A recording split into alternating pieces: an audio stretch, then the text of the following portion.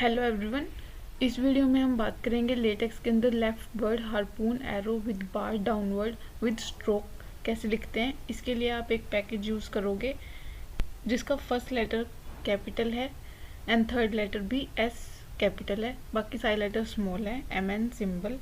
Then आप begin document और and document के अंदर लिखोगे डॉलर, या आप डॉलर्स के अंदर लिखोगे backslash n left harpoon down. सारे लेटर स्मॉल हैं और ये डॉलर्स के अंदर हैं।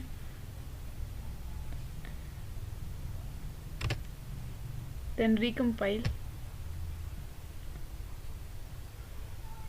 तो देखो मेरे पास leftward harpoon arrow with bar downward with stroke आ गई है। अगर आपको लेटेक्स के अंदर एरो से रिलेटेड और भी वीडियोस चाहिए तो उन सभी वीडियोस का लिंक मैंने आपको डिस्क्रिप्शन में दे दिया है, आप वहाँ पे जाके चेक कर सकते हो। Thank you.